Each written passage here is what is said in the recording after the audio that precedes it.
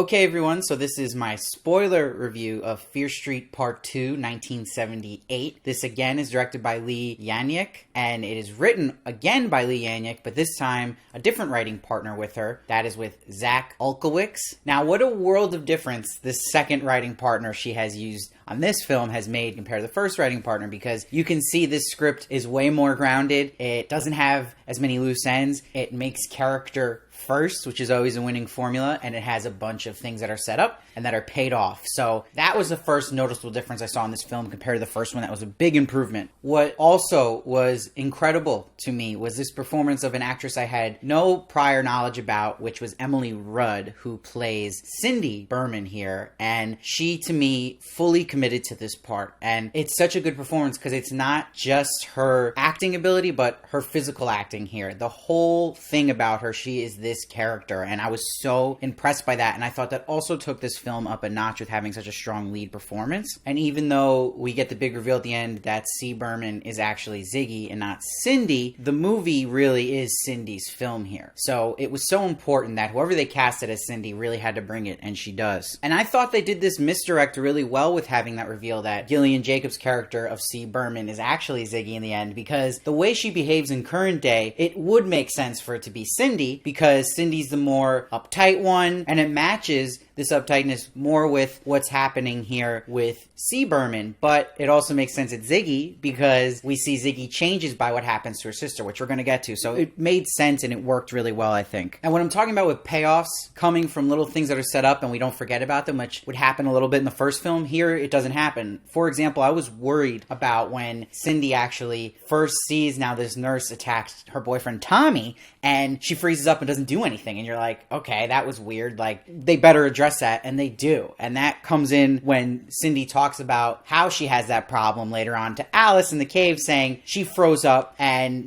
she doesn't believe she'll be able to kill Tommy if need be when Alice asks her. So it sets up this character arc that's so well for Cindy that eventually she will get to that point where she does kill Tommy and grows out of that hesitation. And the strength of this story in general is this sister story between Ziggy and Cindy, and Ziggy being this free spirit, and she's a believer, right? She believes in all the witch stuff. She is right at the end of the day about what she thought was going on with Shadyside, where Cindy is the complete opposite. She's uptight, she's a prude, and it's interesting as the film goes on, we learn more about Cindy, that Cindy used to be that way, where she wasn't always this prude or trying to be perfect. And then you get a great moment with Alice where she explains to her that I was doing that because I was trying to be perfect, because I didn't want to believe, because she knew Shadyside was cursed, but she thought this was the only way to not actually have to deal with that. And it ties in well having the story about the parents and splitting up, because that was really what split these two sisters up to this story where we start, but it beautifully wraps at the end, because when they're getting chopped up, and it's such a powerful moment, they literally have a line like, we're not going to split again. I thought that was so powerful. So every little beat here is adding up to a great finale, and everything is earned. So it's really tight writing here. And that doesn't just stop with having Cindy's character get all this character tension. It obviously happens with Ziggy, but it really importantly for the whole trilogy gets us to know Nick Good now, who he's just the sheriff in the first film. You don't know much about him purposely, but this really explains and gives so much depth to his character that really he's the catalyst behind all of this, that Nick makes this selfish choice by the pressures from filling in his father's footsteps, who used to be sheriff, and those pressures explaining his motivation to go that way and to be in denial about everything, and that will keep the chain going of Shadyside and the curse, and he's responsible for that. So I thought that was really interesting. They did a good job of making that clear. And what I also thought was really smart about how they set up where our characters were was having Ziggy with Nick, so it will set up for their story in the trilogy, and it clearly set up for the third film, where we end this film where Ziggy actually calls Nick, and they have to kind of deal with this now in the present day about him pretty much ruining everything. But I also like on the other side of it that they had Alice with Cindy, because Alice was that character to push Cindy to her former self and to get her out of being this uptight person. And I thought that really worked well in the cave, and that there was meaning to all of their dialogue beats. And they also gave little attention to Alice, and having Alice have this story about having a troubled past and that she cut herself, and that it wasn't all just fun for her that,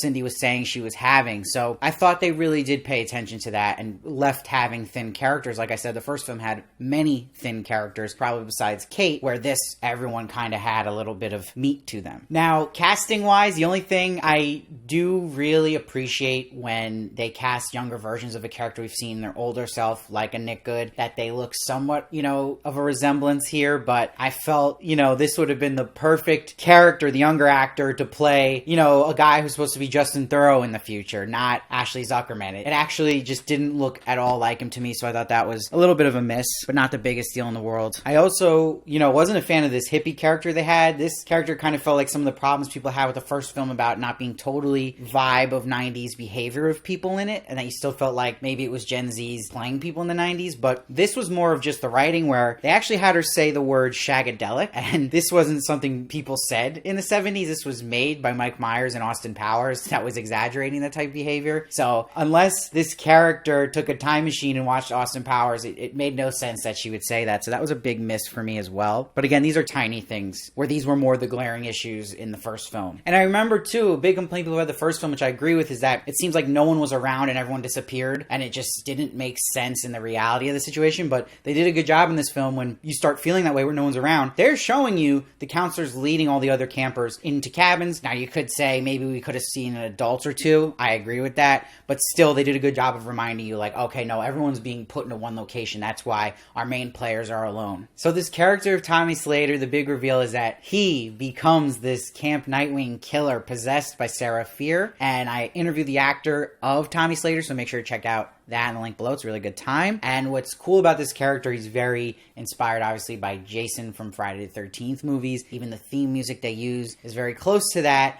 and it works really well. And they do not shy away from the gore here. They give him a bunch of great killings, which I love. I think his best kill was actually when he kills the guy in the bathroom when they're pulling the rope to bring the girls up on the bucket. And it was just amazing, that slice of the head. I thought that was really cool, and it wasn't like afraid to go there. And that's props to the director of Lee Yanyik, where she has such a skill of, building suspense and letting it go and going for it. Like, she has a belief in what she's making, I feel, and she avoids boredom in those sequences. Because, again, as I've said before, slasher horror is my least favorite subgenre of horror, because I think they get repetitive and they get boring and they drag sequences out too long. But these aren't dragged to me. I think all the sequences with the slashing, they move at a good pace. The music's really good, and it's set up and blocked well. I'm also happy that they fixed another complaint I had about the first film, was that we didn't see enough reactions to deaths, and that, like, characters forgot someone significant of them died. Where here, immediately Alice addresses her boyfriend Arnie getting an axe to the face the next scene. So I thought that was really well done. They even addressed Cindy a lot, talking about how her boyfriend's become possessed. And they had such important just scenes with Ziggy and Nick Good that are really gonna be the meat of this trilogy, because it's her thinking this guy who she's falling for and he's falling for her really does believe in her, and deep down he does believe her, right? But he doesn't go there. He won't do the right thing, and he lets the pressure of what he's supposed to be, of the sheriff, take control of his choices. And they give enough attention to show that, and that how heartbroken Ziggy will be by the end of this.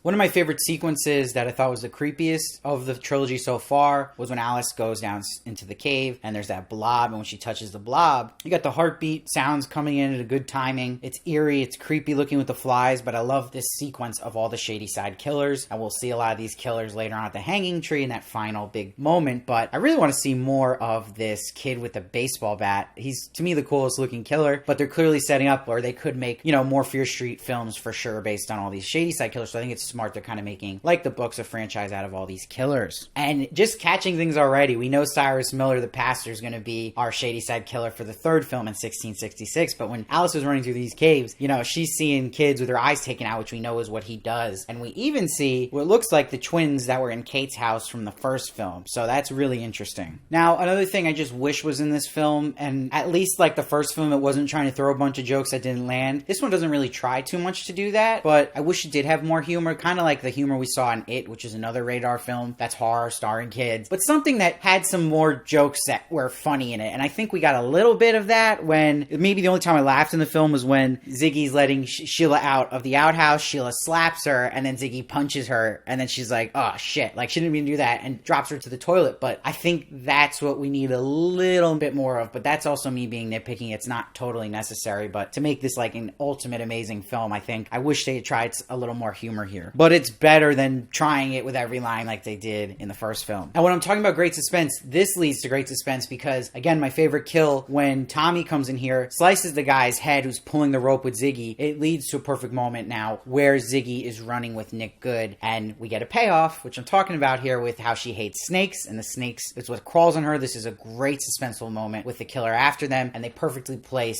Cindy and Alice away from them, but getting them to make sense to get together at the end for our final act. And this scene right after works great. You're getting all these great horror suspense sequences because you get Carry On My Wayward Son, which actually really worked here. I didn't feel like the music was as forced as the first film, which was good, and it wasn't used as much, which was also good. It relied more on its really good score, and this made sense so in this scene because we didn't have really much other scenes with slashing and that type of music. And I love how they built it up where you had Cindy trying to get in, screaming, the music's covering her voice, and Ziggy's there with the killer, and Ziggy made the origin of him having the sack on his head, which I thought was cool. And we get our big moment of character change and payoff when Cindy stabs Tommy. This is something she didn't think she was capable of, and now she was. This was change and growth in her character. And I also got a little vibe of a series I love, The Haunting of Hill House, where we start to wrap up the story with the sisters when they're apologizing to each other. I thought worked really well, and we hear that kind of Haunting of Hill House piano play, which will be later on in our big finale, which we'll get to. But when they put all together to set up our final act here, that they need to get this hand to the body at the hanging tree, this sets up my favorite sequence yet in either of these films. I thought it was brilliant. One, I thought the score was incredible when they're running to the hanging tree, but having all these killers come after them, it was so intense, and them to have to bury. This is how you do suspense. I mean, you can't really do it any better. But not only that, it has a lot of character weight here of what's going to happen with these two sisters and their story going forward. And the most important moment here is because, remember, Cindy felt awful about not believing her sister and not being really there for her, and Cindy makes the ultimate sacrifice in the day, pushing a killer away from Ziggy. And that was a huge moment, which added to the emotional moment where I teared a little bit. Gotta be honest, I always admit when that happens, and I did here, and that's really awesome that I did. That's effective storytelling because it really hits when they're both there getting slashed together. I think that's like a memorable moment I will always remember in film. Like, I thought that was really blew me away. I was like, wow, okay, Fear Street, like, this is amazing. Like, and having, like I said, that Hill House-esque music playing, the piano, and the best line of the film was Cindy saying, "Nothing will pull us apart." And Ziggy says, "Never again." Talking about, again, what happened with their parents doing that for them, and that comes full weight now where they're not going to do that to each other again. And it shows with that beautiful overhead shot of them reaching for each other. Wow. And we get the reveal now that Ziggy's actually C. Berman. Now, I did kind of want maybe a little explanation why her name was C. Berman in current day, because it kind of felt like, was that just to cheat the audience? But maybe I can excuse it as,